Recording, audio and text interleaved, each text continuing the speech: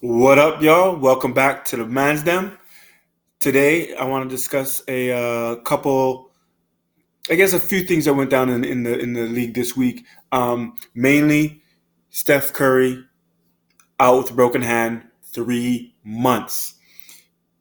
The Dubs are done right now. All right, they're done. All right, D'Lo and Draymond are not gonna cut it. Not in the Eastern Conference, and damn sure not in the Western Conference. The Dubs are done. So I was thinking, right? I was thinking, there's a man there on the market who's no one's touching for no reason. This man wants a redemption tour. He wants his swan song. The man wants to ball. All right? Melo, Carmelo Anthony. He's a free agent. They can get him on the veterans minimum. This is their answer. If Joe Lacombe and Steve Kerr and them say that they don't want to tank and that they're going to try to compete, this is their only hope. They need to see what Melo's saying and get this boy in the fold ASAP. All right? Carmelo Anthony to the Warriors. That's their fix. All right? You throw McKinney at the 5, let Draymond play the 4, put Melo at the 3, and you got D'Angelo Russell playing the 1. Do whatever you got to do at 2. Honestly, now that I've had time to look at their roster, when you break it all down, the roster is junk. It really is junk.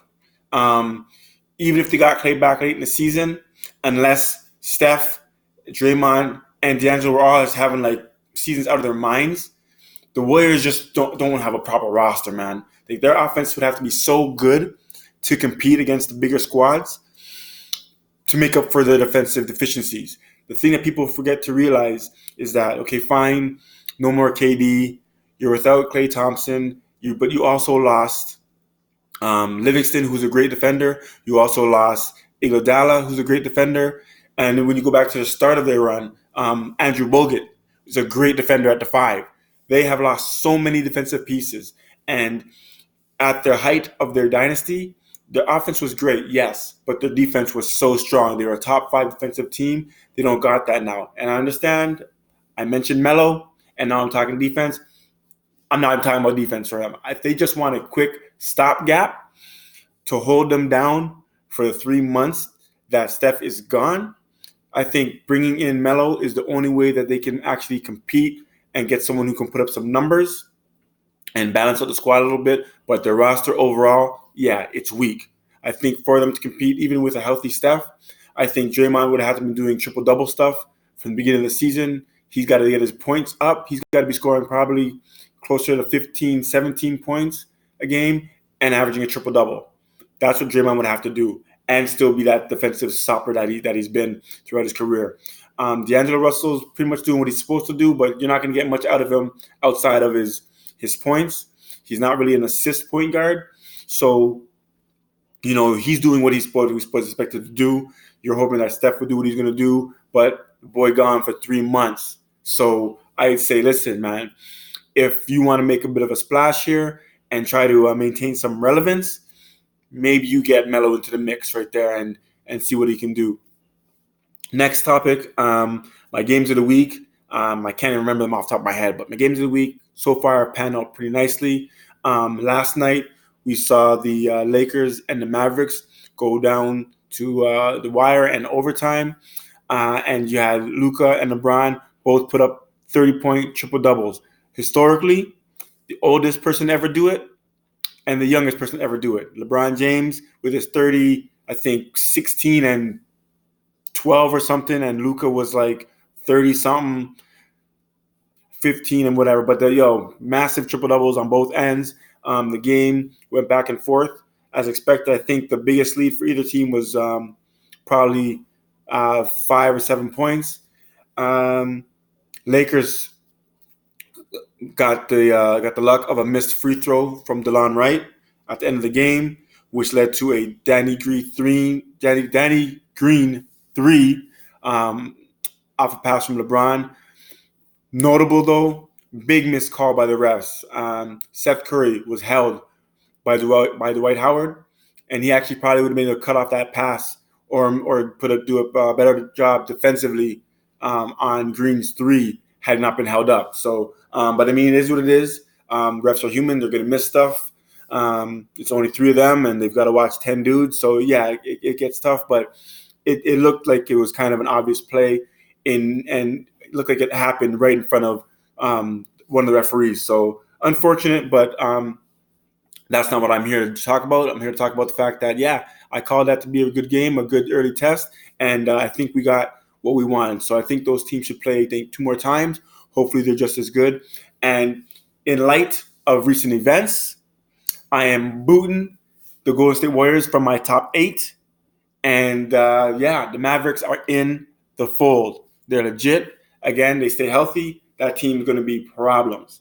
The Bucks and Celtics on, I think it was Tuesday night, turned out to be a pretty good game. Boston held home court, which they need to do. Again, I think that game was bigger for them, just in terms of trying to establish themselves as a legit top 4 seed in the East, and they're trying to shake off all this stuff from the Kyrie era. So big win for them.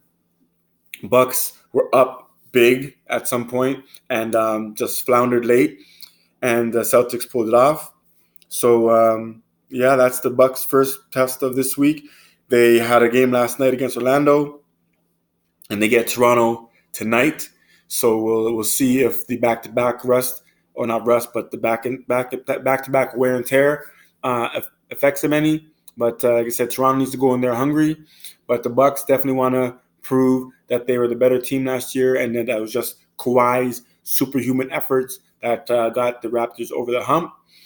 Keep in mind, though, from games 3 onward, the Raptors bench came alive.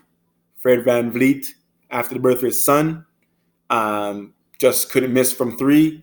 And those are really the big factors. Kawhi was still a monster, but he was actually able to trust his team after that. So, again, I think this Raptors squad is going to want to go in there and just prove that, listen, man, we are a legit squad.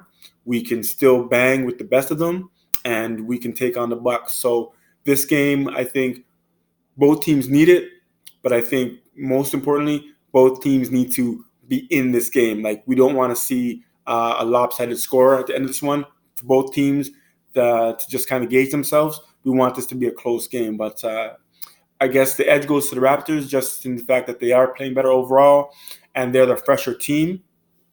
But, we'll see what happens. The Raptors are really funny that way, where they can be the fresher team and still come out, sluggish. So we'll see what's happening. But also they were also one of the better teams at the second end of a back-to-back the last couple of seasons. So we'll see how that plays out. But just wanted to hit you guys up real quick. The league continues to be interesting. There's a lot of good ball going on right now. I think Denver better get their stuff correct soon. They took another bad loss last night or the night before. I can't remember anymore, man. A lot of stuff happening. I was at work late, and I saw, I thought about what's going on with the Warriors, and then I realized, man, Melo's still on the market. So I figured let me just hit you guys up real quick. Hoping to get up with a couple of my boys tonight and chop it up with some people, so you guys don't gotta just see me all the time. But listen, this has been the Mansdem. I'm your host, Mark Herbert. It's the Herb on Instagram, Mark G. Herbert on Twitter. Hit me up with any questions, suggestions, whatever. Subscribe, share, like, all that good stuff. This has been the Mansdem. Peace out.